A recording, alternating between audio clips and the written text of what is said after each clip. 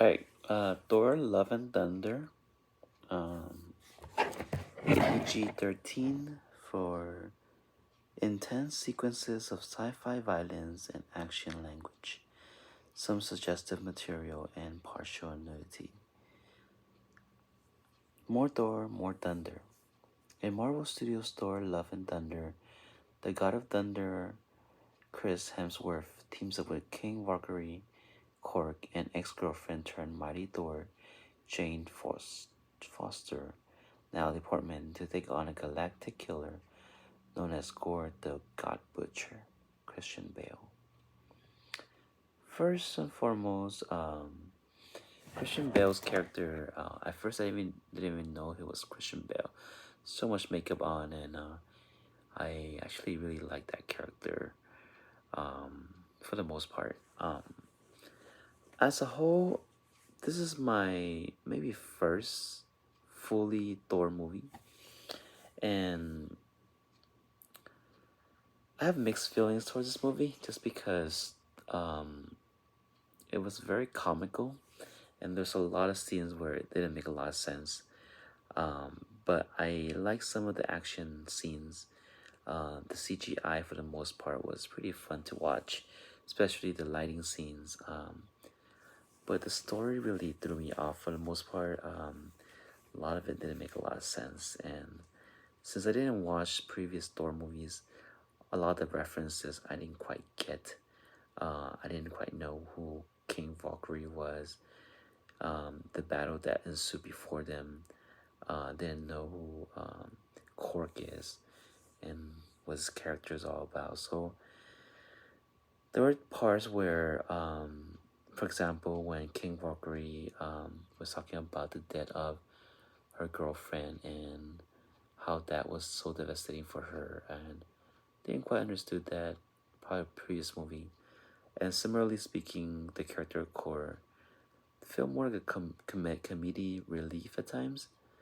At the end, when he teamed up with another rock to, I guess, connect, didn't quite understand what that meant for Cork as a character.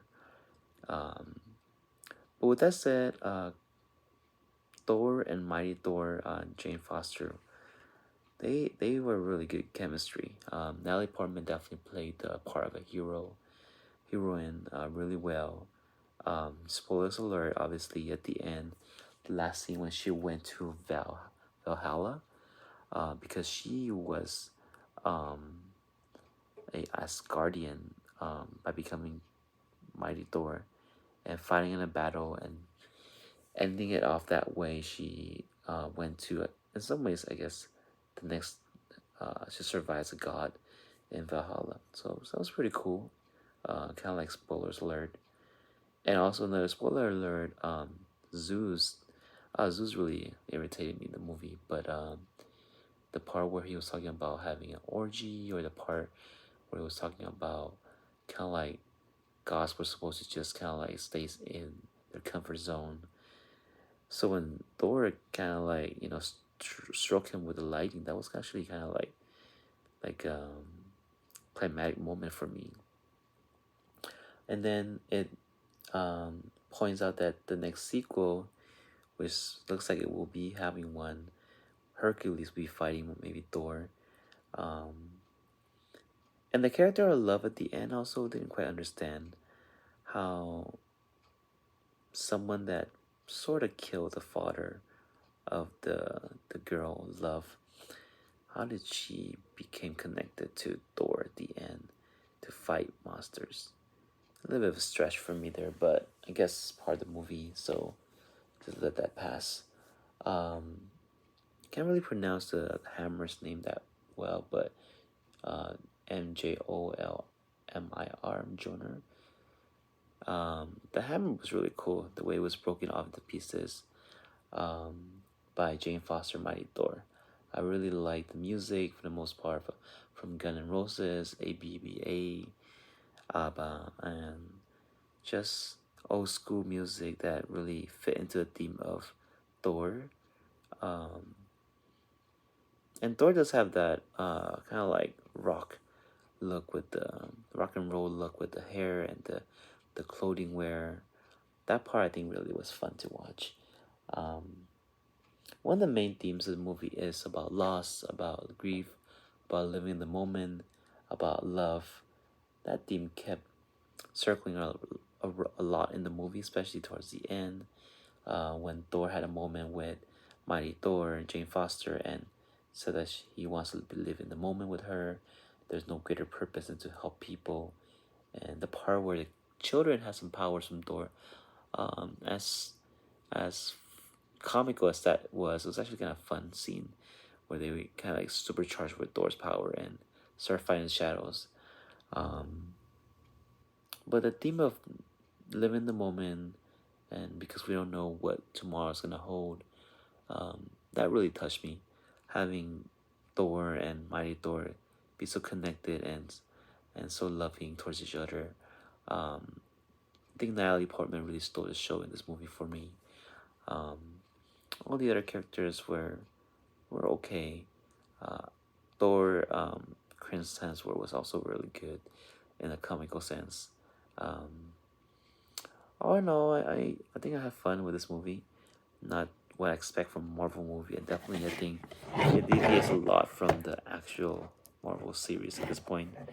Not following the Marvel series, but the characters are a little bit off brand, so to speak. It was 2 full hours, a lot of violence, so to speak. I think children might be scared of that scene when they were fighting Gore in the shadows. That part was kind of freaky. Not a lot of like gore per se, but there were parts where it was just very thematically suggestive materials, intense sequences of violence. Uh, yeah, I think overall it's a fun movie to watch. For those who enjoy this kind of genre, and the story doesn't make a lot of sense. Um, and I actually don't like how they took the children as hostages as well. That part kind of irritated me watching it. But all in all, it is what it is. There's a lot of comical scenes in here and there, from the goats kind of like flying around with the Stormbreaker, the big hammer, um, and the scenes about Bao the god. That was kind of funny in my opinion. Um, all in all, different take on different series of movies I'll be kind of like reviewing and giving a reaction to. So this is Thor. Hope you all enjoy my reaction a little bit. Not as excited as I'm with previous Thor Studio Ghibli movies, but still all in all entertaining to watch for the most part. Um, Kind of makes me want to watch the older Thor movies to see what I miss. Maybe I don't know. I heard there's a hit or miss for a lot of these movies. Well, for those who enjoy it, hopefully like my reaction a little bit. Um, as I said, mixed reaction, but all in all, I enjoy it. Had a good time watching it for the most part.